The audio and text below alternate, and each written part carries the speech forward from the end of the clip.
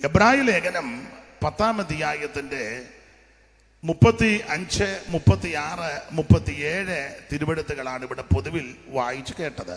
37-ാമത്തെ തിരുവെടുത്ത് ഒരിക്കൽ കൂടി വായിച്ച് സഹായിക്കണമെന്ന് അപേക്ഷിക്കുന്നു. ഇനി എത്രയും അല്പകാലം കഴിഞ്ഞിട്ട് വരുവാനുള്ളവൻ വരും വരും താമസിക്കുകയുമില്ല. ഏകവചനത്തിലാ ആ വാക്യം അവിടെ കൊടുത്തിരിക്കുന്നത്, വരുവാനുള്ളവൻ. ഇത് ദൈവസഭയോട് ബന്ധപ്പെട്ടായി പറയുന്നത്. അതുകൊണ്ട് ദൈവസഭയോട് ബന്ധപ്പെട്ട് പഠിക്കുമ്പോൾ വരുവാനുള്ള ഒരുവനേ ഉള്ളൂ, അത് നസറയനാകുന്ന യേശു ക്രിസ്തു. എന്നാൽ ലോകത്തോട് ബന്ധപ്പെട്ട് പഠിക്കുമ്പോൾ ഒരാൾ വരാനുണ്ട്. അത് ദാനിയേൽ പ്രവൃത്തി വായിക്കുന്നത് വരുവാനുള്ള പ്രഭു. അങ്ങനൊരു പ്രയോഗമുണ്ട്, വരുവാനുള്ള പ്രഭു. വന്നിട്ടില്ല, വരുന്നതിൻ്റെ ലക്ഷണങ്ങളാ ഈ കണ്ടുകൊണ്ടിരിക്കുന്നത്. പുള്ളി മുഴു ശക്തിയോടെ വരാൻ വേണ്ടിയാ ഈ കോലാഹലമെല്ലാം നടന്നുകൊണ്ടിരിക്കുന്നത്. ആ വിഷയം നമ്മുടെതല്ല, വിട്ടേക്കാം. എബ്രായ ലേഖനം 10-ാം അധ്യായത്തിൽ നാം വായിച്ചത് നമുക്കറിയാം, നിങ്ങൾക്കറിയാം, വചനം പഠിക്കുന്ന ധ്യാനിക്കുന്നവർക്കറിയാം. വേദപുസ്തകത്തിലെ 66 പുസ്തകത്തിലെ 21 ലേഖനങ്ങളിൽ വളരെ ശ്രേഷ്ഠമേറിയ ഒരു ലേഖനമാണ് എബ്രായ ലേഖനം. എന്തിനായി ലേഖനങ്ങൾ ദൈവസഭയ്ക്ക് തന്നിരിക്കുന്നത്? നമുക്കറിയാം, പുതിയ നിയമത്തിൽ ആരംഭത്തിൽ 4 സുവിശേഷ പുസ്തകങ്ങളാണ്. നിങ്ങൾക്ക് എല്ലാവർക്കും അറിയാം, മത്തായി സുവിശേഷം, മർക്കോസ് എഴുതിയ സുവിശേഷം, ലൂക്കോസ് എഴുതിയ സുവിശേഷം, യോഹന്നാൻ എഴുതിയ സുവിശേഷം. സുവിശേഷം അത് യേശു ക്രിസ്തു, എല്ലാവർക്കും അറിയാം. നല്ല വാർത്ത, സദ്വാർത്ത. എനിക്ക് ആംഗലേയ ഭാഷ വലിയ വശമില്ല, പിന്നെ വലിയവരൊക്കെ പറയുന്ന കേട്ടായി പറയുന്ന ചിലപ്പോൾ തെറ്റിയെന്നിരിക്കും, ക്ഷമിക്കേണ്ട. ഗുഡ് ന്യൂസ് തെറ്റിയില്ലല്ലോ, നല്ല വാർത്തയാ. നല്ല വാർത്ത അതൊന്നേ ഉള്ളൂ, അത് യേശു ക്രിസ്തുവാ. മറ്റു വാർത്തകളെല്ലാം കേട്ട് നമ്മുടെ കാതും കർണപുടമെല്ലാം വല്ലാതായിരിക്കുക. ചില നമ്മൾ സംബന്ധിക്കോ എനിക്കൊന്നും കേൾക്കണ്ടേ എന്നാ പറയുന്നത്. കാരണം ആവശ്യമില്ലാത്തതെല്ലാം കേട്ട് കേട്ട് ഒരു പരുവത്തിലായി. അതുകൊണ്ട് ഇനി കേൾക്കേണ്ട നല്ല വാർത്ത അത് സുവിശേഷമാണ്. ആ സുവിശേഷം മതം മാറ്റുകയല്ല, സഭ മാറ്റുകയല്ല,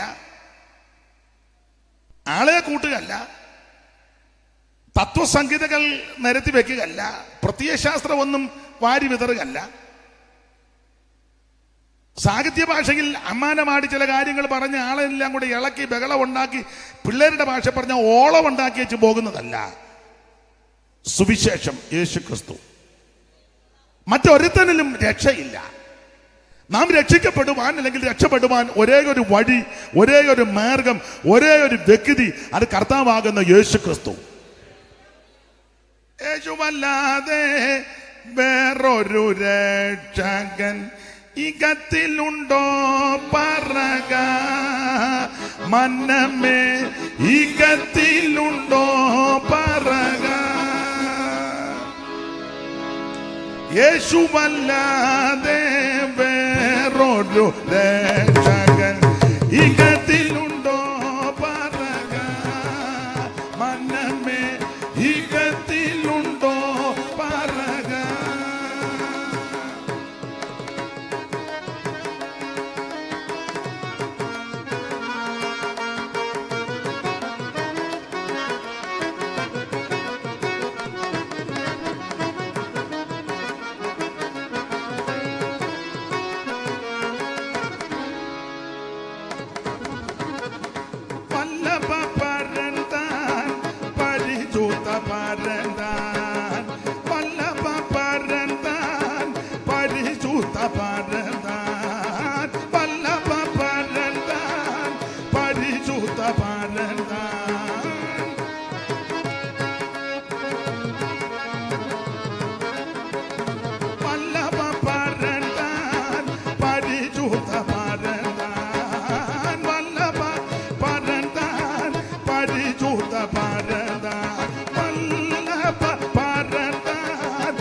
പരിശുദ്ധ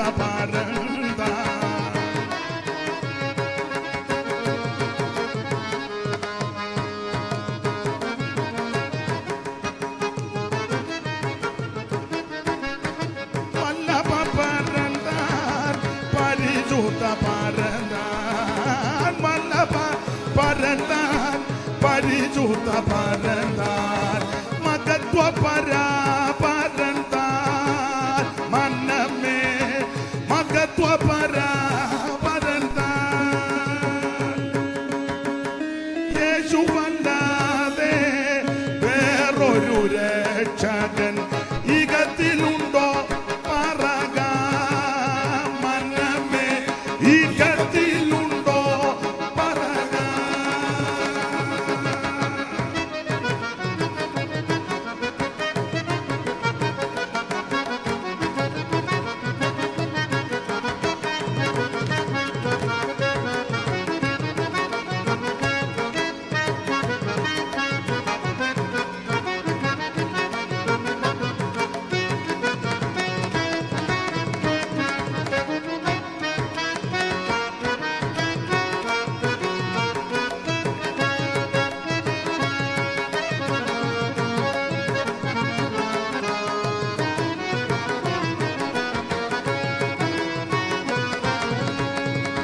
അപ്പൊ യേശുക്രിസ്തു മാത്രം ഏകരക്ഷകൻ, മറ്റൊരുത്തനും രക്ഷയില്ല.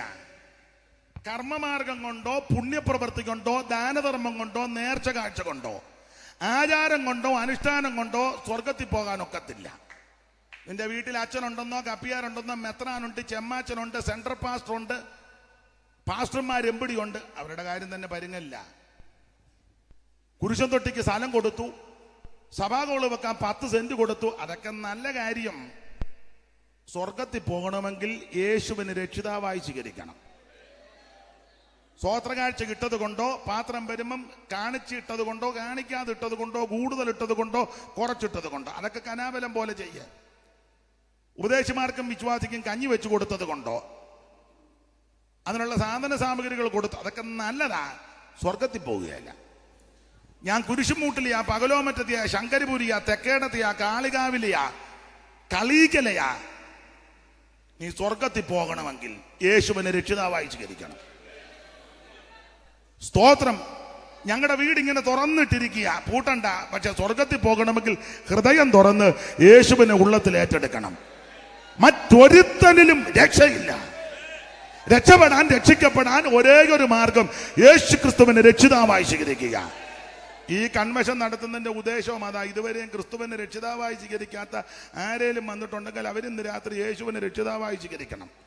അല്ലാതെ പുള്ളിയുടെ ഈ കാശെല്ലാം കൂടെ വന്ന് തെള്ളി ഇതെന്നാ ചെയ്യണം, എന്നാൽ പൊടിയച്ചാരും കൊടുക്കാം, ഒരു യോഗം നടത്താം. പുള്ളിയും പറഞ്ഞ് എനിക്ക് ഇച്ചിരി കാശിന് ആവശ്യമാണ്, എന്നാൽ നമുക്ക് ഇവിടെ തന്നെ നടത്താം. അങ്ങനെ നടത്തുന്ന യോഗമല്ല എന്നോർത്ത് ഇത് ചെലവില്ലെന്നല്ലി പറഞ്ഞത്. ഇത് കാശ് കൂടിയിട്ട് നടത്തുന്ന യോഗമല്ല. ഒരു വ്യക്തിയെങ്കിലും യേശുവിനെ രക്ഷിതാവായി സ്വീകരിക്കണം. ഒരു വ്യക്തി യേശുവിനെ രക്ഷിതാവായി സ്വീകരിച്ചാൽ മതി, ഈ യോഗം വിജയമാണ്. ചിലർ നോക്കുന്ന അനേകർ കൈ പൊക്കിയെങ്കിൽ യോഗം വിജയ്. ഈ മിക്കതും പൊക്കുന്നത് സഭയുടെ സെക്രട്ടറിയാ. പാസ്റ്റർമാർ നോക്കി ഇനി ആരുണ്ട്. അപ്പൊ അവരോർക്കും ഇയാൾ നൃത്തത്വമില്ല, നമുക്ക് പോയി പറ്റും, ഉണ്ടാകുകയല്ല. അവസാനം കൈപോക്ക്. ഉടനെ ഉപദേശന്മാർ ഉയർത്തിയ കരത്തിനായി 30 വർഷം ഇതിനകത്തിരുന്ന കുഞ്ഞുഞ്ഞാ കൈപോക്കിയത്. അതൊന്നും അല്ല ഇവിടുത്തെ വിഷയം. നീ കൈ പൊക്കിയാലും ആമേ പൊക്കിയില്ലെങ്കിലും ഇന്ന് രാത്രി യേശുവിനെ രക്ഷിതാവായി സ്വീകരിക്കണം. സ്തോത്രം. മരണം നിന്നെ പിടികൂടും. നിന്റെ അടുത്ത് നിപ്പോണ്ട് മരണദൂതൻ. തങ്കമ്മേ, അടുത്ത് നിപ്പോണ്ട് മരണദൂതൻ, സൈഡിലുണ്ട്, നിന്നോട് ചേർന്ന കസേര നിപ്പോണ്ട്. അതുകൊണ്ട് ഇന്ന് രാത്രി അടുത്ത് നിൽക്കുന്ന ദൂതൻ വന്ന് തപ്പുന്നതിന് മുമ്പ് ക്രിസ്തുവിനെ രക്ഷിതാവായി സ്വീകരിക്കണം. അതിനായി യോഗം ഈ സ്റ്റെപ്പ് ഇറങ്ങി താഴോട്ട് പോകാൻ ഒക്കാത്ത പരുവത്തിലാണ് ലോകവും സാഹചര്യവും വന്നിരിക്കുന്നത്, ഇല്ലേ? ആ ഇരിക്കുന്ന ഇരിപ്പ് തീർന്ന് അതിനെ ഉള്ളു. നീ ഇരിപ്പ് കണ്ടവർക്ക് ഒരു 9 ഇക്കിളിട് വന്ന് ആരെ ഇക്കിളിന് നീ ഇല്ല. അതുകൊണ്ട് ഇന്ന് രാത്രി ഈ കസേര നെടുന്നേറ്റ് പോകുന്നതിന് മുന്നേ യേശുവിനെ രക്ഷിതാവായി സ്വീകരിച്ചോണം. ഈ സ്റ്റെപ്പ് ഇറങ്ങി താപ്പോട്ട് പോകുന്നതിന് മുന്നേ ഇതിനകത്തിരുന്ന് യേശുവിനെ നിന്റെ ഉടയവനായി ഏറ്റെടുക്കണം. അതിനാ യോഗം വെച്ചിരിക്കുന്നത്. അതുകൊണ്ട് ഇന്ന് രാത്രി കർത്താവിന് വേണ്ടി ആരെങ്കിലും ഒരാൾ ഹൃദയം സമർപ്പിച്ചാൽ, കൈവെക്കണമെന്നില്ല, എഴുന്നേക്കണമെന്നൊന്നുമില്ല, അതൊക്കെ അവനവൻ്റെ അനുസരിച്ച് ദൈവമായിട്ടുള്ള ബന്ധമാണ്. നീ യേശുവിനെ രക്ഷിതാവായി സ്വീകരിച്ചാൽ ഈ രാത്രി യോഗം വിജയമാണ്. അതിനാ യോഗം വച്ചിരിക്കുന്നത്. മരണം ഏത് സമയത്തും വന്ന് പിടികൂടും, ഇല്ലയോ? എപ്പോൾ വേണേലും പിടികൂടും. പ്രസംഗിക്കുന്ന ഞാനും കേൾക്കുന്ന നിങ്ങൾ ഒരു ദിവസം മരണം വഴിയായി പോകേണ്ടവരാ. മനുഷ്യന്റെ ആയുസ് ക്ഷണികമാണ്. എഴുത്തച്ഛനെ ഞാൻ മിക്കയിടത്തും മരണ വീടുകളെയൊക്കെ പറയാറുണ്ട്, സമയം ഉണ്ടെങ്കിൽ. ഇപ്പോൾ സമയമില്ലല്ല, അനുശോചനമായതുകൊണ്ടൊന്നും പറയാനൊക്കത്തില്ല, പറയാൻ വയ്യ. എന്നാലും ആട്ടെ, ഉള്ളതാട്ടെ. എന്നാലും എനിക്ക് അവസരം കിട്ടിയാൽ ഞാൻ ഒരു വാക്കെങ്കിലും കഴിവിൻ്റെ പരമാവധി പറയാൻ പരിശ്രമിക്കുന്നയാളാണ്. ഞാൻ ഈ മരണ വീടുകളിലൊക്കെ പോകും. എന്നെ ഒരാൾ വയ്ക്കുന്ന മരണദൂതനെന്നാണ്. ആയിക്കോട്ടെ, എന്നാലും കുഴപ്പമില്ല. കാരണം പുസ്തകത്തിലെ വാക്യം വിരുന്ന് വീട്ടിൽ പോകുന്നതിനേക്കാൾ ഈ മരണ വീട്ടിൽ പോകുന്നതിന് പല ഗുണമുണ്ട്. അതിന് 1-2 ഗുണം. ഒരാളെന്നോട് ചോദിച്ചാൽ ഇന്ന് എല്ലായിടത്തും അങ്ങി പോകുന്നെന്ന്. അതിൻ്റെ 2-3 ഗുണം പറയാം. ഒത്തിരി ഉണ്ട്, 2-3. ഒന്ന്, എന്ന് ഈ മരണ വീട്ടിൽ പോകുന്നതുകൊണ്ട് നമുക്ക് ഈ ലോകത്തിലുള്ള പല കാര്യത്തോടും വലിയ താല്പര്യമില്ല. കാരണം എന്നും ചെന്ന് ഈ പെട്ടിയാണ് കാണുന്നത്, പെട്ടിയും കാണുന്നു, അതുങ്ങളെല്ലാം കാണുന്നു, അനുശോചനം എല്ലാം കേൾക്കുന്നു, പറയുന്നതെല്ലാം എപ്പോഴും ഇതല്ലേ ഇങ്ങനെയുള്ള വാക്യങ്ങളാണ്. അപ്പം ഇത് കൂടെ കേൾക്കുന്നതുകൊണ്ട് ഈ ലോകത്തിലുള്ള പല കാര്യത്തോടും വലിയ താല്പര്യമില്ല. അതുകൊണ്ട് നിങ്ങൾ മരണ വീട്ടിൽ പോകുന്ന നല്ലതാണ്. കല്യാണ വീട്ടിൽ തന്നെ എന്ന് അടിച്ചു പെരുക്കാതെ 5-6 കട്ട്ലേറ്റ് തിന്നേച്ച് അവസാനം പിന്നെ ഇന്നാളൊരാൾ ഇഞ്ചക്ഷൻ എടുത്തോണ്ടാണ് പോകുന്നത്. ഞാൻ ചായൻ വേറെ കാര്യമുണ്ടെന്ന് പറഞ്ഞു. അപ്പം നേരത്തെ ഇതെല്ലാം കരുതി കൂട്ടി അങ്ങ് പോവുക. അപ്പം അത് കുറച്ചുകൂടെ പോകരുതെന്നല്ല, കുറച്ചുകൂടെ കുറച്ചേച്ചി മരണ വീട്ടിൽ പോകുകയാണെങ്കിൽ കുറച്ചുകൂടെ നല്ലതാണെന്നാണ് എൻ്റെ അഭിപ്രായം. 2, മരണ വീടുകളിൽ പോയാൽ അവസരം വല്ലതും കിട്ടുകയാണെങ്കിൽ ഒറ്റ വാക്കിലാണെങ്കിലും പറയാം, യേശു രക്ഷിതാവാണെന്ന്. കല്യാണ വീട്ടിൽ ചെന്നാൽ ചിലപ്പോൾ ഒക്കത്തില്ല, കേട്ടിരിക്കത്തുമില്ല. ഇവിടെ ആകുമ്പം 2 പേര് ഇരുന്നോളും. പിന്നെ പല കാര്യമുണ്ട്. സ്തോത്രം. അപ്പം അതുകൊണ്ട് തന്നെയല്ല, എല്ലാവരുടെയും അവസാനം ഇങ്ങനെ ആണല്ലോ. എഴുത്തച്ഛനെ ഒരിക്കൽ കൊടുത്ത പ്രയോഗം ഇങ്ങനെ: പോകങ്ങളോരോ ചണപ്രഭാചഞ്ചലം വേഗേന നഷ്ടമായുസുമോർക്ക നീ. ആയുസ് വേഗം പോകുന്നതാണ്. ഭോഗം, സുഖം. ഭോഗങ്ങളോരോ ക്ഷണപ്രഭാചഞ്ചലം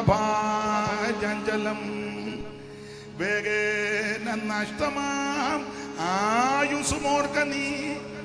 വഗ്നി സന്തപ്ത ലോകസ്ഥാംബു ബിന്ദുന സന്നിഭം മർത്യജന്മം ക്ഷണഭംഗുരം.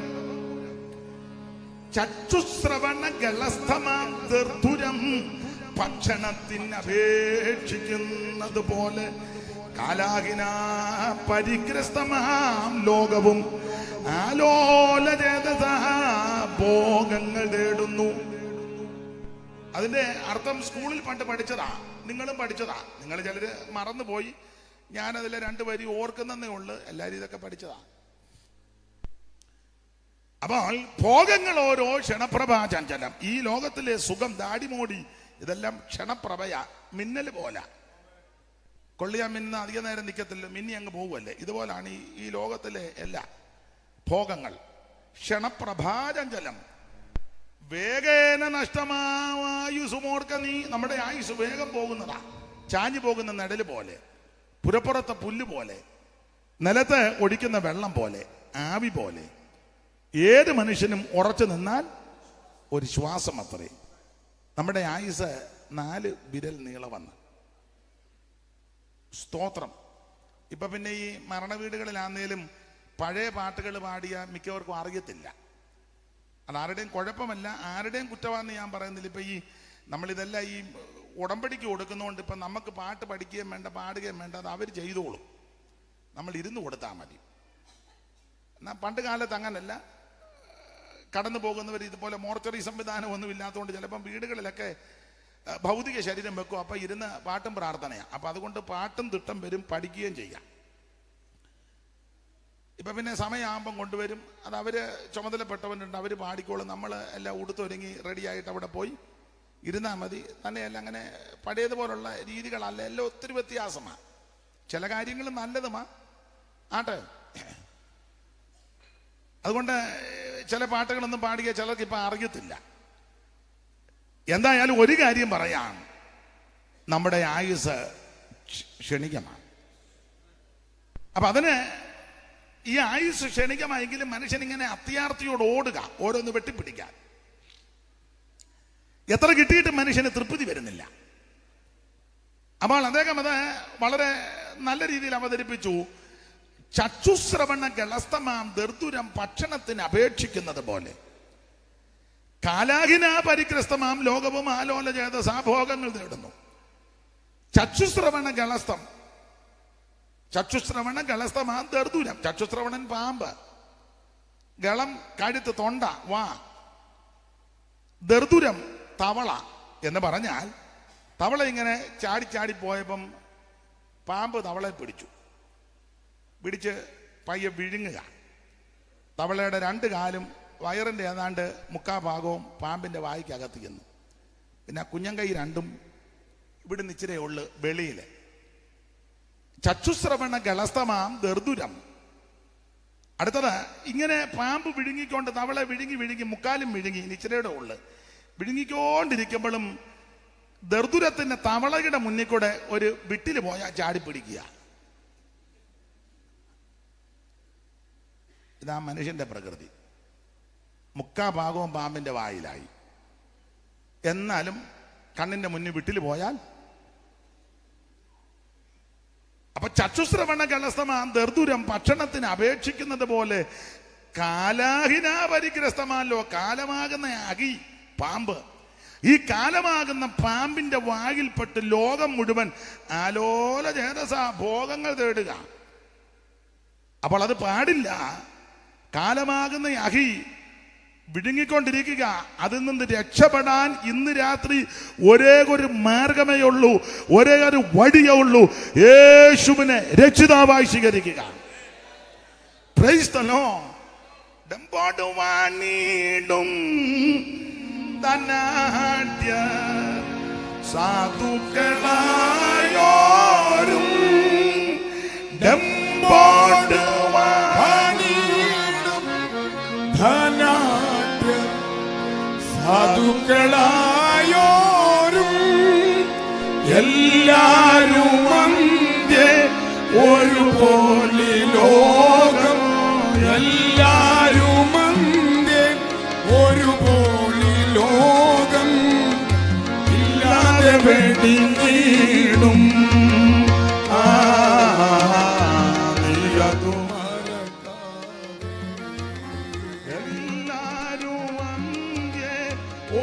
ഒരുപോലെ ലോകം. എല്ലാരും അന്ത്യേ ഒരുപോലെ ലോകം. ഇല്ലാതെ വെടിഞ്ഞിടും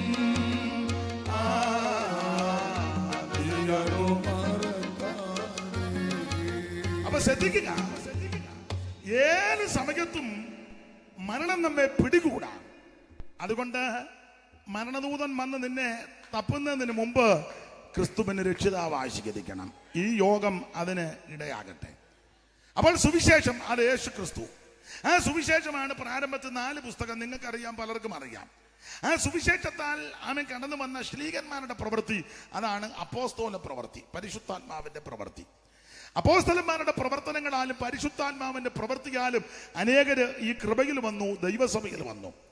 അവരെ കർത്താവിന്റെ വരവനായി ഒരുക്കിയെടുക്കുവാൻ ആത്മനിയോഗം പ്രാപിച്ച് അഭിഷിക്ത ദാസന്മാരാൽ എഴുതപ്പെട്ടതാണ് ലേഖനങ്ങൾ. ലേഖനങ്ങളെല്ലാം ദൈവസഭയ്ക്ക് വേണ്ടിയാണ് ആമേ എഴുതിയിരിക്കുന്നത്. അതെന്തിനാന്ന് ചോദിച്ചാൽ ദൈവസഭ ഒരുക്കപ്പെടണം. എന്തിന്? കർത്താവിന്റെ വരവിനായി. അങ്ങനെയുള്ള ലേഖനങ്ങളിൽ ഈടുറ്റ ലേഖനമാണ് എബ്രായ ലേഖനം. പൗലോസിന്റെ 14 ലേഖനങ്ങളിൽ 3 ലേഖനങ്ങൾ മിക്കപ്പോഴും പറയാനുണ്ട്. നിങ്ങൾക്കറിയാം, തർജ്ജമ ലേഖനങ്ങളാണ്. ഗലാത്യ ലേഖനം, കൊരിന്തിയ ലേഖനം, എബ്രായ ലേഖനം. അധികം വിവരിക്കുന്നില്ല. ഇവിടെ സമയത്തിന്റെ പരിമിതി എന്നോട് പറഞ്ഞിട്ടുണ്ട്. ആ പറഞ്ഞ സമയത്ത് തന്നെ പ്രസംഗം നിർത്തും. അതിന് മിക്കവാറും 1 മിനിറ്റ് മുമ്പായിരിക്കും യോഗം നിർത്തുന്നത്. ദൈവത്തിന് മഹത്വം. ചിലർക്ക് എന്നെപ്പറ്റി ഒത്തിരി ചിന്താഗതി ഉണ്ട്. അതിലൊരു ചിന്താഗതി, അയാൾ നേരത്തെ കാലത്ത് വന്ന് യോഗം നിർത്തുകയല്ലെന്ന. അതിന് ഒരു കാര്യം പറയാം. ഈ ചിലയിടത്ത് യോഗത്തിന് ചെല്ലുമ്പോൾ ഞാൻ ചോദിക്കും എപ്പം നിർത്തണം. അപ്പം ഈ പൊതുവിൽ നോട്ടീസിലൊക്കെ 9:30 അല്ലെ 9 എന്ന് വെച്ചെങ്കിലും ചെവി എന്ന് പറയും, പൊക്കോട്ടെന്ന് പറയും. അതാ ചിലയിടത്ത് എടുക്കുന്നത്. അപ്പം പൊതുജനത്തിന് അറിയത്തില്ല എവരിടയ്ക്ക് കയറി പറഞ്ഞത്. അതിൻ്റെ എല്ലാം തല്ല് മേടിക്കുന്ന ഞാനാ. എന്നാൽ ചിലയിടത്ത് പറയും കൃത്യം 9-ന് യോഗം നിർത്താം. അവിടെ കൃത്യം 9-ന് നിർത്തുകയും ചെയ്യും. അങ്ങനെ നിർത്തിയിട്ടുണ്ട്. പിന്നെ നമ്മൾ പെന്തിക്കോസ് അല്ലേ, ചിലപ്പോൾ ഒരു ആത്മ നടത്തിപ്പിൽ 4-5 മിനിറ്റ് ചില യോഗങ്ങൾ മുമ്പോട്ട് പോകാറും ഉണ്ട്. സ്കെയിലും പിടിച്ചുകൊണ്ട് ആരും ഇരിക്കരുത്. എന്നാൽ ഇന്ന് നാളെ സഭായോഗമൊക്കെ ഉള്ളത് കൊണ്ട് ആ പറഞ്ഞതിന് 1 മിനിറ്റ് മുമ്പ് പ്രസംഗം നിർത്തിയിരിക്കും, ദൈവം അനുവദിച്ചാൽ. അങ്ങനെ തന്നെയാ, ദൈവത്തിന് മഹത്വം. അപ്പൊ ശ്രദ്ധിക്കുക, ലേഖനങ്ങളിൽ ഈടുറ്റ ലേഖനമാണ് എബ്രായ ലേഖനം. നിങ്ങൾക്കറിയാം, എബ്രായ ലേഖനത്തിന്റെ വിശേഷതയിൽ ചിലത്, ഇതിലെ പ്രതിപാദ്യ പുരുഷൻ കർത്താവാകുന്ന യേശു ക്രിസ്തു. ഇതിലെ പ്രധാനപ്പെട്ട വിഷയം ഏറെ നല്ലത് എന്താ? വിട്ടുപോകുന്നതിനേക്കാൾ, ഉപേക്ഷിച്ചതിനേക്കാൾ, വേണ്ടെന്ന് വെച്ചതിനേക്കാൾ, ത്യജിച്ചതിനേക്കാൾ, വർജിച്ചതിനേക്കാൾ ഏറ്റവും നല്ലതാണ്, നല്ല സ്ഥലമാണ്, നല്ല ഇടമാണ് നിങ്ങൾ വന്നു കയറിയിരിക്കുന്ന സ്ഥലം. അപ്പോൾ ഇതിലെ പ്രധാനപ്പെട്ട വിഷയം, പ്രതിപാദ്യ വിഷയം, കർത്താവാകുന്ന യേശു ക്രിസ്തു, പ്രതിപാദ്യ പുരുഷൻ, എല്ലാവരിലും ശ്രേഷ്ഠനാകുന്ന, യോഗ്യനാകുന്ന, ഉന്നതനായ, മഹിമയുള്ള, മഹത്വമുള്ള ഒരുവനേ ഉള്ളൂ, അത് നസറായനാകുന്ന യേശു ക്രിസ്തു. ഇതിലെ പ്രധാനപ്പെട്ട വിഷയം ഏറെ നല്ലത്. അതെന്താ അങ്ങനെ പറയാൻ കാര്യം? കാരണം നിങ്ങൾക്കറിയാം, എബ്രായ വിശ്വാസികളെ പറ്റി പഠിക്കുമ്പോൾ ഇവരിൽ സിംഹഭാഗം ആൾക്കാരും യഹൂദ മതത്തിൽ നിന്ന് ഈ മാർഗത്തിൽ വന്നവരാ, ക്രിസ്തു മാർഗത്തിൽ വന്നവരാ. ഇവരിൽ കൂടുതലും പേര് യഹൂദന്മാരായിരുന്നു. നമ്മുടെ നാട്ടിലും യഹൂദന്മാരാണെന്ന് പറയുന്ന ചില ആൾക്കാർ ഉണ്ട്. ഒരിക്കലെ എന്നോടൊരാൾ വന്ന് പറഞ്ഞു, ഞാൻ യഹൂദനാന്ന് പറഞ്ഞു. മട്ടാഞ്ചേരി വെച്ചല്ല, തിരുവല്ലായി വെച്ചാ.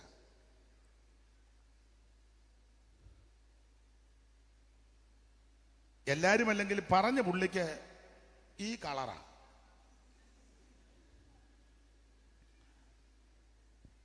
ഞാൻ ഒന്നുകൂടെ സൂക്ഷിച്ചു നോക്കി. ഇപ്പോഴും നോക്കണ്ട, യഹൂദനാന്ന് പറഞ്ഞു. ഞാൻ വളരെ സ്നേഹത്തോടെ അടുത്ത് വിളിച്ചേച്ച് പറഞ്ഞു, എന്നോട് പറഞ്ഞതിരിക്കട്ടെ, വേറെ ആരോട് ഇത് എന്ന് പറയണ്ട. അതെന്നാന്ന് ചോദിച്ചു. കളർ ഇങ്ങനെ. ഞാൻ പറഞ്ഞ കളറൊന്നുമല്ല കാര്യം, കളറ് അതെങ്ങനെയും ആട്ടെ, അതല്ല വിഷയം. ഇത് യഹൂദനാന്നി എന്ന് പറയും. ഇവന്മാർ ഇതുപോലെ നാശം പിടിച്ചവന്മാരാ. ഒരു വാക്യം ഒന്ന് വായിച്ചേര്. ഇനി ആരെങ്കിലും യഹൂദനാന്ന് പറഞ്ഞു നടക്കുക, എന്നെ നീ ഈ വാക്യം കൂടെ വായിച്ചേ പറഞ്ഞു നടക്കാവൂ. തിമോത്തിയോസിന്റെ ആ തെസലോനിക്ക് ലേഖനം, 2-ാം ലേഖനം എടുത്ത്, നിങ്ങൾക്ക് അറിവുള്ള വാക്യമാ. തെസലോനിക്കർക്ക് എഴുതിയ 2-ാം ലേഖനം, അതിൻ്റെ ഞാൻ റെഫറൻസ് 1-ാം ലേഖനം, മോനെ 1-ാം ലേഖനം 2-ാം അധ്യായത്തിൻ്റെ 15-ാമത്തെ വാക്യം വായിച്ച്. തെസലോനിക്കരുടെ 1-ാം ലേഖനം 2-ാം അധ്യായത്തിൻ്റെ 15-ാം വാക്യം. യഹൂദർ കർത്താവായ യേശുവിനെയും സ്വന്തം പ്രവാചകന്മാരെയും കൊന്നവരും. നല്ല കക്ഷികളാണ് യഹൂദരെ. കർത്താവായ യേശുവിനെയും സ്വന്തം പ്രവാചകന്മാരെയും, സ്വന്തം പ്രവാചകന്മാരെ കൊന്നവന്മാരും ഞങ്ങളെ ഓടിച്ചു കളഞ്ഞവരും. ആണ്ടാണ്ട് ഞങ്ങളെന്ന് പറഞ്ഞാൽ ഇത് പൗലോസാ എഴുതിയത്. അപ്പോസ്തലന്മാരെയല്ല, ഓടിച്ചു കളഞ്ഞവന്മാരാ. നല്ല കക്ഷികളാ, ഓടിച്ചു കളഞ്ഞവരും. ദൈവത്തെ പ്രസാദിപ്പിക്കാത്തവരും വായിച്ചോ. സകല മനുഷ്യർക്കും വിരോധികളും. പിന്നെ ജാതികൾ രക്ഷിക്കപ്പെടേണ്ടതിനായി, ഞങ്ങൾ അവരോട് പ്രസംഗിക്കുന്നത് വിലക്കുന്നവരുമാകുന്നു. അതാ യഹൂദൻ. അത് പറഞ്ഞു, എന്നോട് പറഞ്ഞിരിക്കട്ടെ, ഇനി വേറെ ആരോടും ചെന്ന്, വിശേഷിച്ച് തിരുവല്ലായിൽ ഏരിയയിലെങ്കിലും ചെന്ന് പറഞ്ഞു വെറുതെ അതല്ല മേടിച്ച് പോകരുത്. പുള്ളി പിന്നെ പറഞ്ഞ എന്നാൽ ഇനി ആരോടും പറയുന്നില്ലെന്ന് പറഞ്ഞു. ഞാൻ പറഞ്ഞു, അതാ ശരീരത്തിനും മനസ്സിനും ഒരുപോലെ നല്ലത്. നമ്മുടെ വിഷയം അതല്ല, വിട്ടേക്കാം. അപ്പോൾ എബ്രായ വിശ്വാസികളിൽ സിംഹഭാഗം ആൾക്കാരും യഹൂദ മതത്തിൽ നിന്ന് ഈ ക്രിസ്തു മാർഗത്തിലേക്ക് വന്നവരാ. ഇനി മറുവശമുണ്ട് യഹൂദൻ. അവർക്ക് ആ നിലയിൽ ചിന്തിക്കുമ്പോൾ വിശേഷതകളുണ്ട് താനും. അവരെ പറ്റി വായിക്കുന്നത് ദൈവത്തിന്റെ ജനമെന്ന ന്യായപ്രമാണവും വാക്തത്വവും പിതാക്കന്മാരുമല്ല അവർക്കായിരുന്നെന്ന റോമാലേഖനം 9-ാം അധ്യായത്തിന്റെ 3-ാമത്തെ വാക്യത്തിൽ. അതൊന്ന് വായിച്ചേര്. റോമാലേഖനം 9:3 ഒന്ന് വായിച്ചോ. നിങ്ങൾ രണ്ടുപേർക്കും വായിക്കാം. ഷൂപാസ് എടുത്തെങ്കിൽ വായിക്കാം. ദൈവത്തിന് മഹത്വം. അവർ ഇസ്രായേലിയർ പുത്രത്വവും അവര് ഇസ്രായേലിയർ യാക്കോബ് എന്ന പിതാവിനാൽ ജനിച്ച് ജീവിച്ച മക്കളാണ് 12 പേര്. അവരെ പറ്റിയ ഇസ്രായേൽ. അവര് ഇസ്രായേലിയർ പുത്രത്വവും തേജസ്സും നിയമങ്ങളും ന്യായപ്രമാണവും ആരാധനയും വാഗ്ദത്തങ്ങളും അവർക്ക് മാത്രമുള്ളത്. പിന്നെ പിതാക്കന്മാരും അവർക്കുള്ളവർ തന്നെ. പിതാക്കന്മാരും അവർക്ക് വേണ്ടി മാത്രമുള്ളതാ. പിന്നെ ജഡപ്രകാരം ക്രിസ്തുവും അവരിൽ നിന്ന് ഉത്ഭവിച്ചു. അപ്പോൾ ഇതൊക്കെ യഹൂദനെ കൊള്ള ചില വിശേഷതകളാണ്. അപ്പൊ തന്നെ തെസ്സലോനിക്ക ലേഖനത്തിൽ കുഴപ്പടിയും പറഞ്ഞിട്ടുണ്ട്. അപ്പൊ യഹൂദന് ഈ കുഴപ്പടി അല്ലെങ്കിലും മറ്റേ കാര്യത്തിൽ ഇവര് വളരെ ഈ ഡെമ്പ് കാണിക്കുന്നവരാ. ഞങ്ങൾ ഇസ്രായേലര് ന്യായപ്രമാണം, പുത്രത്വം, വാഗ്ദത്തം, നിയമങ്ങൾ, ആരാധന, ഇതെല്ലാം ഞങ്ങൾക്ക്. പിതാക്കന്മാര് ഞങ്ങളുടെതാണ്.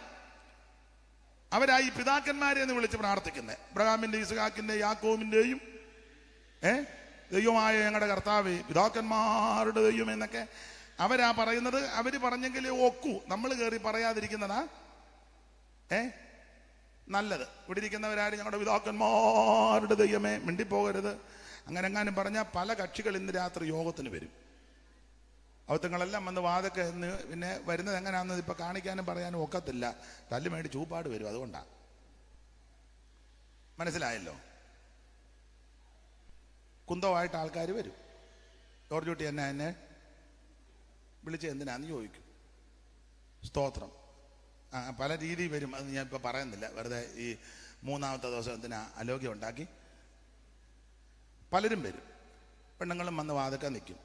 എന്തിനാ വിളിച്ച എന്നാന്ന് ചോദിക്കും. ചിലതിനെ കണ്ടാൽ നമുക്ക് പേടിയും വരും. രാത്രിയില്ല കറണ്ട് പോകുമ്പോഴാണ് 5-ാം പനിയും വരും. അങ്ങനെ പല ടൈപ്പ് സാധനങ്ങൾ ഇവിടെ വരും. വന്ന് ചോദിക്കും ഞങ്ങളെ എന്നാ വിളിച്ചത്. അപ്പം നമ്മൾ പറയും ഞങ്ങൾ ആരെയും വിളിച്ചില്ല, ദൈവത്തെ വിളിച്ച. അല്ലല്ല, നിങ്ങൾ വിളിച്ചത് പിതാക്കന്മാരുടെ ദൈവമേന്നാ. നമ്മുടെ പൂർവ്വ പിതാക്കന്മാര് പലരെയും സേവിക്കുകയും ആരാധിക്കുകയും അവരെ അനുഗമിക്കുകയൊക്കെ ചെയ്തതാ. അതുകൊണ്ട് അവരെല്ലാം വരും. അതുകൊണ്ട് പിതാക്കന്മാരുടെ ദൈവമെന്ന് ഉണർവ് കയറി ആരും വിളിക്കണ്ട. വിളിക്കുമ്പോൾ ഇങ്ങനെ പ്രാർത്ഥിച്ചാൽ മതി, എൻ്റെ ദൈവമേ എന്ന്. നീ ആ യേശുവിനെ രക്ഷിതാവായി സ്വീകരിച്ചത്.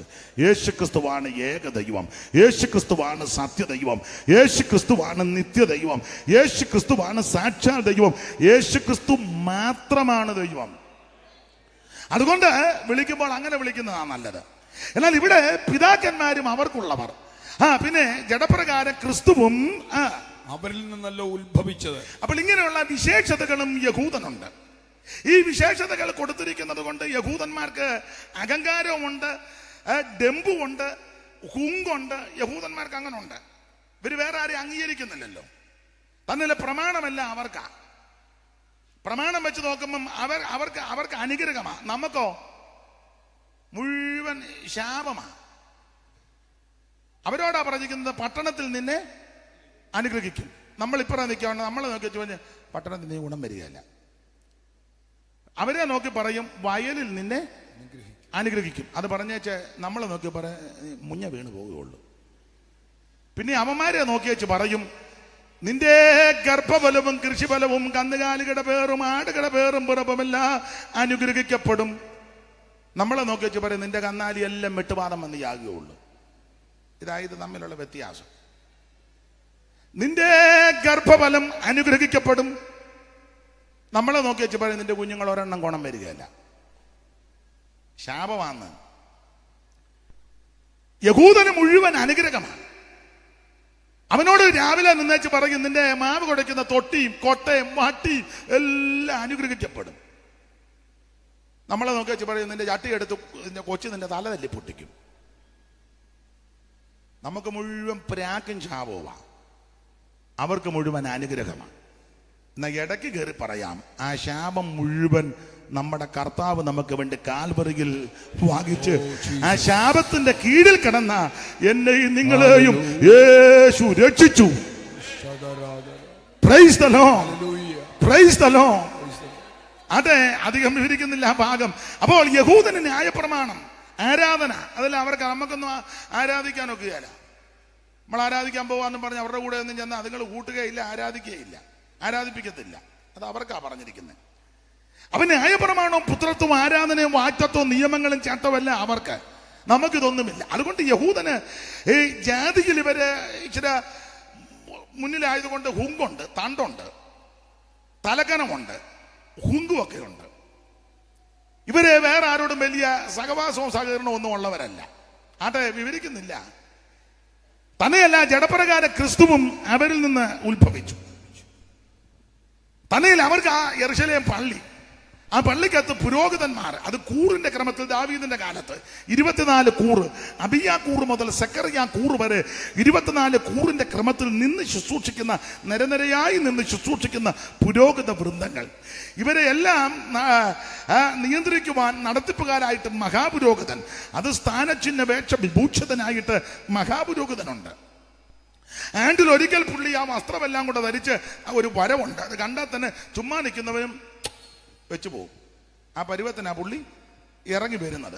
അത് നീളക്കുപ്പായോ നിലയെങ്കിൽ നടുക്കെട്ട് ഏവോതും മാർപ്പതക്കവും ഉള്ളെങ്കിൽ മേലെങ്കിൽ തലമുടിയും വെച്ചുകെട്ടും എല്ലാം കൂടെ വെച്ച് പുള്ളി അവിടെ നിന്ന് ഒരു വരവ് വരുമ്പം 2 വെടിയും ഒരു പുകയും ഒരു പിന്നെ ഉണ്ട്, പലതുണ്ട്.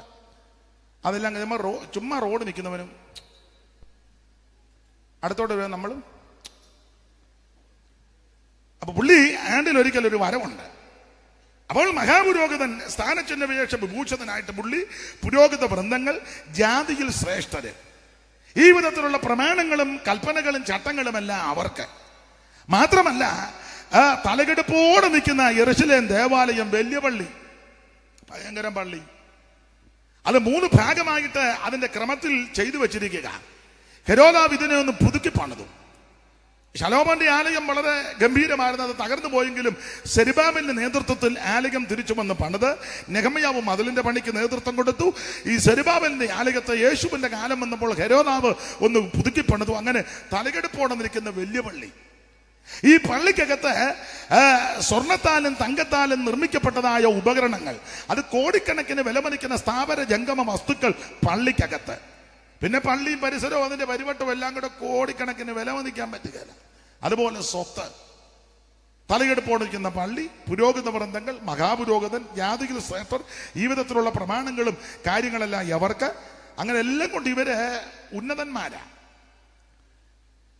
അപ്പൊ ഇങ്ങനെയുള്ള ഈ യഹൂദ ജാതി ഇതെല്ലാം വിട്ടേച്ച് നസ്രായ മാർഗത്തിന്റെ മതത്തിന്റെ പുറകെ വരുന്നത് ചെറിയ കാര്യമല്ല, വലിയ കാര്യമാണ്.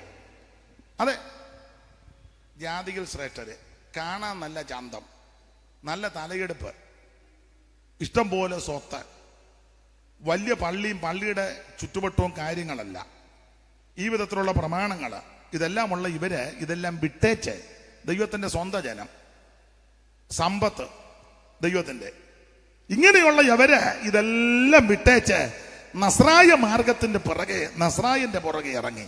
അത് ചെറിയ കാര്യമല്ല, വലിയ കാര്യമാണ്. ഇതൊന്നുമില്ലാതെ വന്നിട്ട് തന്നെ നമ്മുടെ ഗമയും ഇരിപ്പും കാണണം. പക്ഷേ ഞാൻ ഇങ്ങനൊന്നും വന്നിരിക്കേണ്ട ആളെ അല്ല, പിന്നെ ഞാനിപ്പോൾ ഇവിടെ വന്നിങ്ങനെ ഇരിക്കുന്നേ ഉള്ളൂ. ഞാൻ ആരായിരുന്നെന്ന് അറിയാമോ? സ്തോത്രം. ഞങ്ങളുടെ കുടുംബം ഏതാണെന്ന് അറിയാമോ? ഞങ്ങൾക്കൊരു ചെറിയ ക്ഷീണം വന്നേ ഉള്ളൂ. ഞാൻ ഇങ്ങനൊന്നും ഇരിക്കേണ്ട ആളെ. പണ്ട് ഞങ്ങളുടെ കുഞ്ഞിപ്പാപ്പനോട് ഒരാളോട് ചോദിച്ചേട്ടെ, എന്നെയും കൂടെ അങ്ങോട്ട് യോഗത്തിനാൻ പറഞ്ഞു. കാറയിൽ ഇടയില്ലെന്ന്. ഇടയില്ലാഞ്ഞിട്ടല്ല, കൊണ്ടുപോകാൻ കഴിയല്ലായിരുന്നു. അപ്പോൾ പുള്ളി ഉടനെ പറഞ്ഞു, ഇവൻ എന്നാ, എന്നോട് ചോദിച്ചു, ഇവൻ എന്നാ കാറ് കാണാൻ തുടങ്ങിയത്? ഞാൻ പറഞ്ഞു, എനിക്കറിയത്തില്ല അനീഷ് കുമാറെ, ഇവന് കാറൊന്നും ഇല്ലായിരുന്നു. ഇവനുണ്ടായിരുന്ന കാറ് മഴക്കാറ്. പുള്ളി അരിശം കയറി പറഞ്ഞതാ. പിള്ളേര് വെളിയിലോട്ടൊക്കെ പോയപ്പോൾ ഒരു കാറും വണ്ടിയൊക്കെ ഇപ്പം മേടിച്ചത്. 10 രൂപ ഇപ്പം പിള്ളേർ വെളിയിലോട്ടൊക്കെ ഒന്ന് പോയത് കൊണ്ടല്ലേ. എന്നാലും ചിലരുടെ ആ അഹങ്കാരവും ഹുങ്കും ഒന്നും പറഞ്ഞറിയിക്കാൻ ഒക്കാത്തതാ. അത് പോട്ടെ. അപ്പൊ എബ്രായ ജാതി, എബ്രായ ജനം ഇതെല്ലാം വിട്ടേച്ച് നസ്രായ മാർഗത്തിന്റെ മതത്തിന്റെ പുറകെ ഇറങ്ങി. ചെറിയ കാര്യമല്ല, വലിയ കാര്യമാണ്. അപ്പൊ ആരംഭ സമയത്ത് ഇവരിറങ്ങി വളരെ തീഷ്ണതയോടെ ഇവര് കർത്താവിനെ സേവിച്ചവരാ. ഇവര് ഉണ്മയോടെ, തീഷ്ണതയോടെ, വളരെ ഉശിരോടെ, വളരെ പ്രത്യാശയോടെ യേശുവിനെ സേവിച്ചും സ്നേഹിച്ചും വന്നവരാ. അതിന് 2 വാക്യമാ സാധാരണ തെളിവ്. നിങ്ങൾക്കറിയാം, വായിച്ചേ. എബ്രായ ലേഖനം 10-ാം അധ്യായത്തിന്റെ 32 മുതലുള്ള വാക്യം ഒന്ന് വായിച്ച്. ഇവർ ആരംഭ സമയത്ത് തീഷ്ണതയോടെ നിന്നതിന് തെളിവ്. എന്നാൽ നിങ്ങൾ പ്രകാശനം ലഭിച്ച ശേഷം എന്നാൽ നിങ്ങൾക്ക് പ്രകാശനം ലഭിച്ച ശേഷം നിന്ദകളാലും പീഡകളാലും കൂത്തുകാഴ്ചയായി ഭവിച്ചു ആവക അനുഭവിക്കുന്നവർക്ക് കൂട്ടാളികളായി തീർന്നും ഇങ്ങനെ കഷ്ടങ്ങളാൽ വളരെ പോരാട്ടം കഴിച്ച പൂർവ്വകാലം ഓർക്കണം. അപ്പോൾ ആരംഭ സമയത്ത് തീഷ്ണതയോടെ ഉണ്മയോടെ ഇവര് ദൈവത്തെ സേവിച്ചവരാ. ആര്? എബ്രായ വിശ്വാസികൾ. പെന്തിക്കോസിന്റെ ആരംഭത്തിലും അങ്ങനെ ആരംഭത്തിൽ ഇറങ്ങിയ പിതാക്കന്മാരൊക്കെ നല്ല തടിപ്പുറത്ത് വെടി പോലാ നിന്നേ, പാട്ട കൊട്ടി കളിയാക്കി. പക്ഷെ അവര് ക്ഷീണിച്ചൊന്നും പുറകോട്ട് പോയില്ല. ചാണകവെള്ളം തളിച്ചും ചാണകം എടുത്ത് എറിഞ്ഞു, അവരാരും പിന്മാറിയില്ല. കല്യാണപ്പന്തി ഇരുന്നപ്പോൾ അവിടെ നിന്ന് ഇറക്കി വിട്ടു. അവര് പ്രാഗിയില്ല, അലച്ചുമില്ല, ആരെയും തെറിയും പറഞ്ഞില്ല. സ്തോത്രം. പക്ഷെ അവരെല്ലാം ഈ വിശ്വാസത്തിന് വേണ്ടി നിന്നു. കമ്മലും മാലയും ഊരി അതിനെ ആക്ഷേപിച്ചു, അധിക്ഷേപിച്ചു, ഒരു ബുദ്ധിമുട്ടുമില്ലായിരുന്നു. സന്തോഷത്തോടെ അത് സഹിച്ചു. സ്തോത്രം, സ്തോത്രം. കുടുംബക്കാര് മിണ്ടുകയിലായിരുന്നു, കുടുംബത്തിൽ കയറ്റുകയിലായിരുന്നു. ഒരു കാര്യം വന്നാൽ അറിയിക്കത്തുമില്ല. പക്ഷെ അവർക്ക് അതൊന്നും വിഷയമല്ലായിരുന്നു. ഭാഗോടമ്പടി ചെയ്തു, ഓഹരി കൊടുത്തിട്ടില്ല, ചിലർക്ക് കിട്ടിയിട്ടില്ല. വഴക്കുണ്ടാക്കാൻ പോയില്ല, കേസിനും കോടതിക്കും ഒന്നും പോയില്ല, സ്തോത്രം ചെയ്തു. പക്ഷെ അവരെ ആരെയും ദൈവം കൈവിട്ടില്ല. അവരുടെ സന്തതിക്ക് ഒരു കുഴപ്പം വന്നില്ല. എബ്രായലേഖനക്കാരൻ പറയുന്നത് സമ്പത്തുകളുടെ അപകാരവും സന്തോഷത്തോടെ സഹിച്ചു. അപ്പോൾ ആരംഭകാലത്ത് വളരെ തീക്ഷ്ണതയോടെ നിന്നവരായ എബ്രായ വിശ്വാസികൾ. ദൈവത്തിന് മഹത്വം. അപ്പോൾ എന്നാൽ നിങ്ങൾക്ക് പ്രകാശനം ലഭിച്ച ശേഷം നിന്ദകളാലും പീഡകളാലും കൂത്തുകാഴ്ചയായി ഭവിച്ചു. ആരംഭ സമയത്ത് ഈ നിന്നയും പീഡയും കൂത്തുകാഴ്ചയും ഒക്കെ ധാരാളം കഷ്ടങ്ങളാൽ വളരെ പോരാട്ടം. വിശ്വാസത്തിൽ വന്നപ്പോൾ കഷ്ടമെല്ലാം മാറുകയല്ല, കഷ്ടങ്ങളുടെ പോരാട്ടമായിരുന്നു. നമ്മൾ ചിലരോട് പറയുന്നത് ഇതിനകത്ത് വന്നാൽ മതി എല്ലാ കഷ്ടവും. ചുമ്മാ നീ പൊട്ടത്തരവെന്നും വിളിച്ച് പറയരുത്. ഇതിനകത്ത് വന്നാൽ കഷ്ടം മാറുമെന്ന് ആരാ നിന്നോട് പറഞ്ഞേ? പുസ്തകത്തിൽ വായിക്കുന്നത് ലോകത്തിൽ കഷ്ടം ഉണ്ടെന്നാ.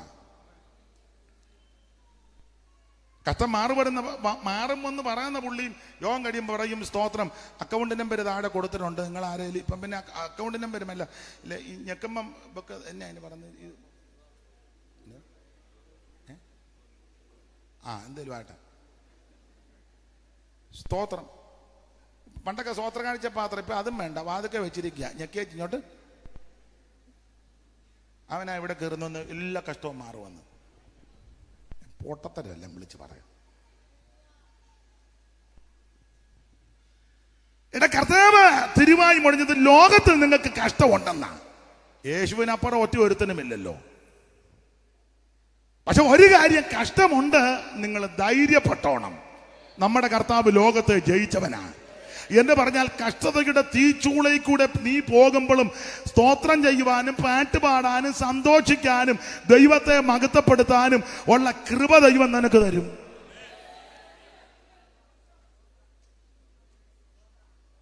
മക്കതോന്യക്കാരെ പറ്റി എടുത്ത ഭയങ്കര സന്തോഷമായിരുന്നെന്നാ.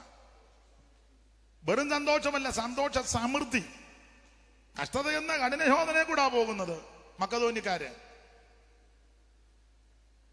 മഹാദാരിദ്ര്യം. വാക്യം വായിച്ച മോനെ,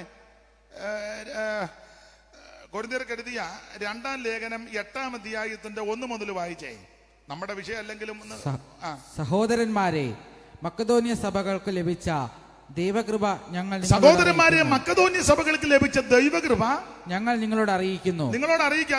ശ്രദ്ധിച്ചേ. എന്തുവാ ദൈവകൃപ? അടുത്തത് കഷ്ടത എന്ന കഠിന ശോധനയിൽ ആയിരുന്നിട്ടും. അത് ദൈവകൃപയാണെന്നാ പറയുന്ന. കഷ്ടത എന്ന കഠിന ശോധന അത് ദൈവകൃപയാ. ഇന്നെങ്ങാനുമുള്ള പൊട്ടന്മാര് പറയുന്ന പോരാട്ടമാ, ശാപമാന്ന്. ഇവനെല്ലാം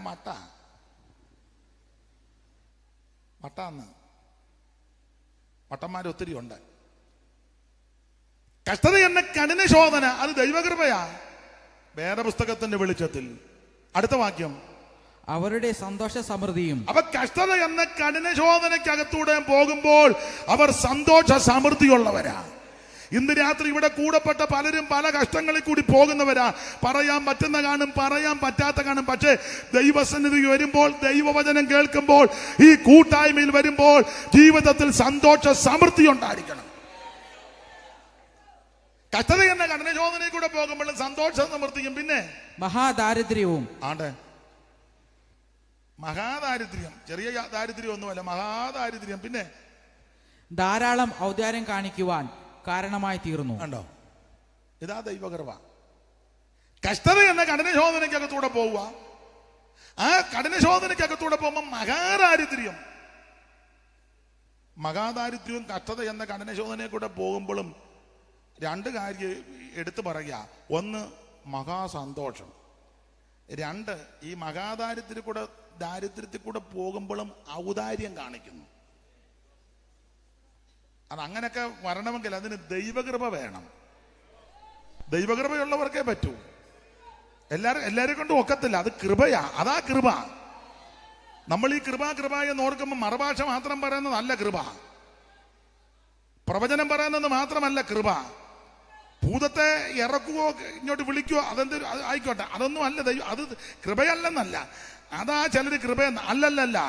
ഇത് വലിയ ദൈവകൃപയാ. ഏത് കഷ്ടത എന്ന കഠിനശോധനയെ കൂടെ പോകുമ്പോഴും ഭയങ്കര സന്തോഷം, അത് കൃപയാ.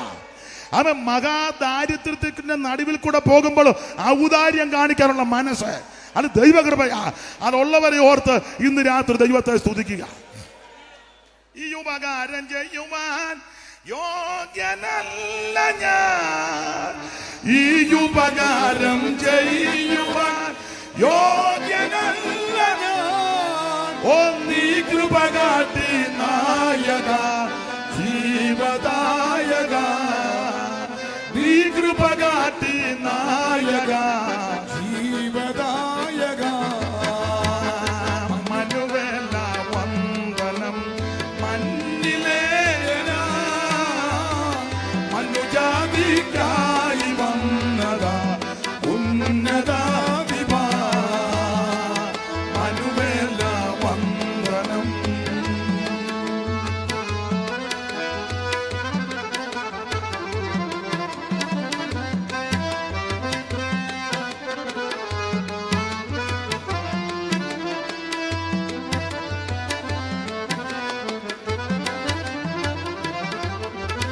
ഉപ്പയിൽ നിന്നും ഉയർത്തി നീ ശ്രേഷ്ഠരാമര, ഉപ്പയിൽ നിന്നും ഉയർത്തി നീ ശ്രേഷ്ഠരാമര. ഒപ്പമിരുത്തിയതെന്നയം അത്ഭുതം പരാ, അതൊപ്പമിരുത്തിയതെന്നയം അത്ഭുതം പരാ.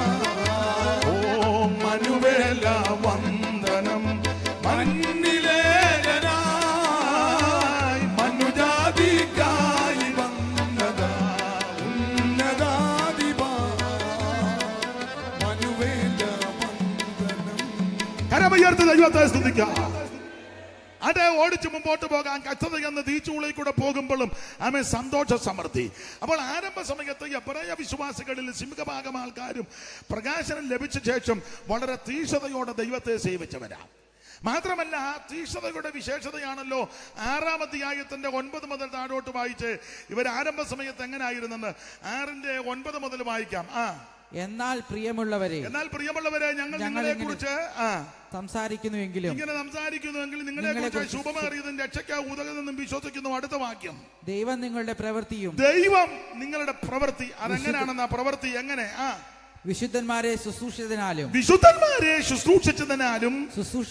ശുശ്രൂഷിക്കുന്നതിനാലും തന്റെ നാമത്തോട് കാണിച്ച സ്നേഹം മറന്നു കളയുവാൻ തക്കവണ അനീതിയുള്ള ദൈവമല്ല. അപ്പൊ ആരംഭകാലത്ത് തീക്ഷണതയോടെ ഉണ്മയോടെ ഉശിരോടെ ഇവര് ദൈവത്തെ ഭജിച്ചവരാ. അങ്ങനെയൊക്കെ ഇറങ്ങിയ കാലത്ത് വളരെ തീക്ഷണതയോടെ നിന്നവരാ എബ്രായ വിശ്വാസികൾ. നമ്മുടെ ഇടയിലും അങ്ങനെ ആരംഭ സമയത്ത് വളരെ തീക്ഷണതയോടെ നിന്ന ധാരാളം ആൾക്കാരുണ്ട്. അവരുടെ നല്ല പ്രവൃത്തികൾ ശ്ലാഘനീയമാണ്. ദൈവം അവരുടെ കുടുംബത്തെയൊക്കെ മാനിക്കട്ടെ. എബ്രായ വിശ്വാസികൾ ആ വിധത്തിലൊക്കെ തീക്ഷണതയോടെ നിന്നു. എന്നാൽ ഇങ്ങനെ ദൈവത്തെ ആരാധിക്കുകയും സേവിക്കുകയും സ്നേഹിക്കുകയും യേശുവിനെ അനുഗമിക്കുകയും ആമെ സ്നേഹിക്കുകയും ചെയ്ത ഇവർ കുറെ കാലം കഴിഞ്ഞപ്പോൾ ഇവർക്ക് ഒരു ചിന്ത വിട്ടുപോകുന്നത് ഏതാ? വലിയ പള്ളി വിട്ടുപോകുന്നത് ഏതാ? പുരോഹിതന്മാരെയല്ല. ഉപേക്ഷിച്ചത് ഏതാ? സ്വത്തും സ്ഥാപന ജംഗമ വസ്തുക്കൾ, ആ പ്രൗഢി പത്രാസ്, അതെല്ലാം വിട്ടുപോകുന്നത് ഉപേക്ഷിച്ചത് അബദ്ധമായോ എന്നൊരു ചിന്ത അകത്ത് കയറി. ഈ ചിന്ത അകത്ത് കയറിയപ്പോൾ ഇവർക്ക് ക്ഷീണമുണ്ടായി. അങ്ങനെ എബ്രായ വിശ്വാസികൾ ക്ഷീണിച്ചു, തളർന്നു. ഇവർക്കൊരു ചിന്ത, പെന്തിക്കോസ് വന്നത് അബദ്ധമായോ? രക്ഷിക്കപ്പെട്ടത് മണ്ടത്തരമാണോ? സ്നാനപ്പെട്ടത് ഭോഷത്വമായോ? ഇപ്പൊ ചില സഹോദരിമാർക്ക്, എല്ലാവർക്കും അല്ല, ചിലർക്ക് കമ്മലും മാലയെല്ലാം ഊരിയത് മിണ്ടുന്നില്ല. എന്തായാലും പറ. മണ്ടത്തരം ആയോന്ന് എല്ലാവർക്കും അല്ല, ചിലർക്ക്. മീശ പഠിച്ചത്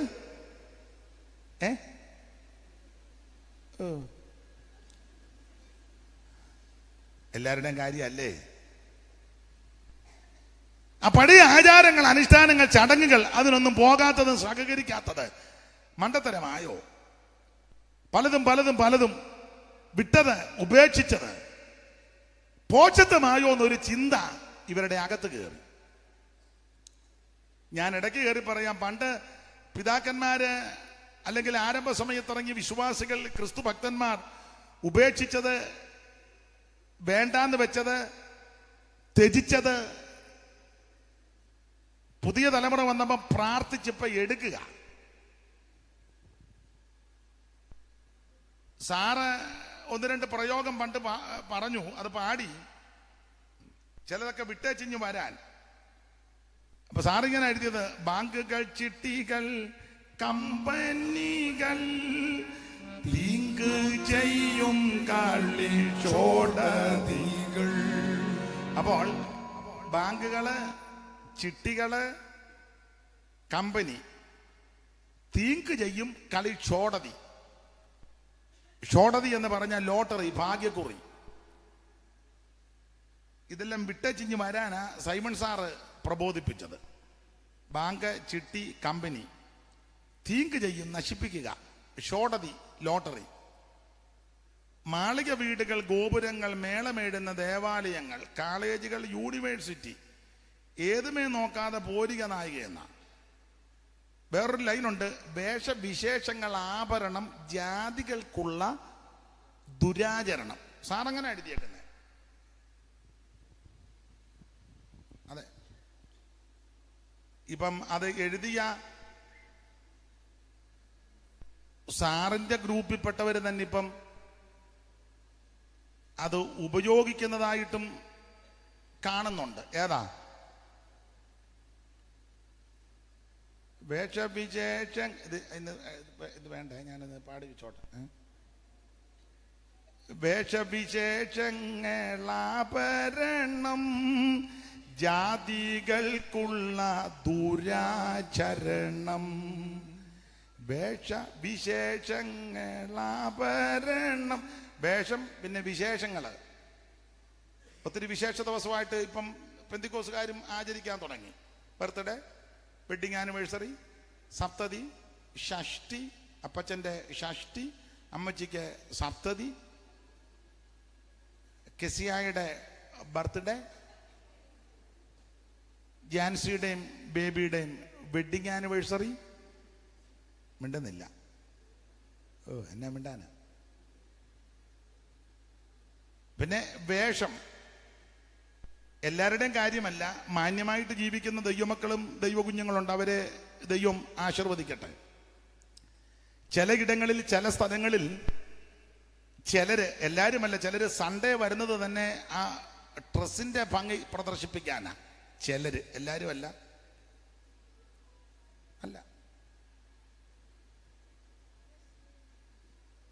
എവിടാ എന്തുവാണെന്ന് ചോദിക്കണ്ട, പറയത്തില്ല.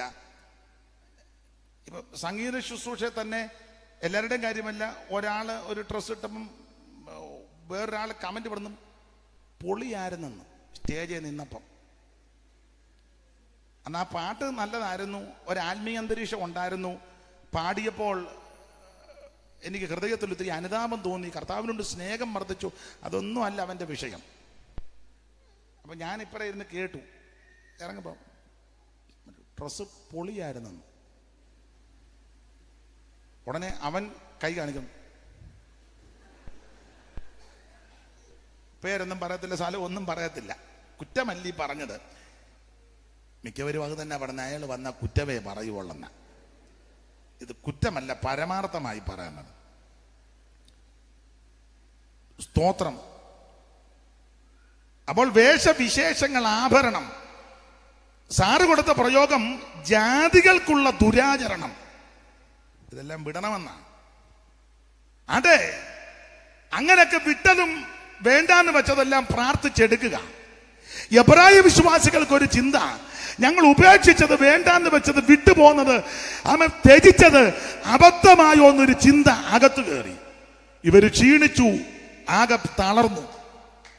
ക്ഷീണിച്ച് തളർന്നതിന് 2 വാക്യം തെളിവിനൊന്ന് വായിച്ചോ. 6:12, 12:12. 6, 12, 12, 12. പെട്ടെന്ന്. അങ്ങനെ നിങ്ങൾ മന്ദതയുള്ളവരാകാതെ. അങ്ങനെ നിങ്ങൾ മന്ദതയുള്ളവരാകാതെ. അപ്പൊ ക്ഷീണിച്ചതിന് തെളിയാം മന്ദതയുള്ളവരാകാതെ വിശ്വാസത്താലും ദീർഘക്ഷമയാലും വാഗ്ദത്തങ്ങളെ അവകാശമാക്കുന്നവരുടെ അനുകാരികളാകണമെന്ന.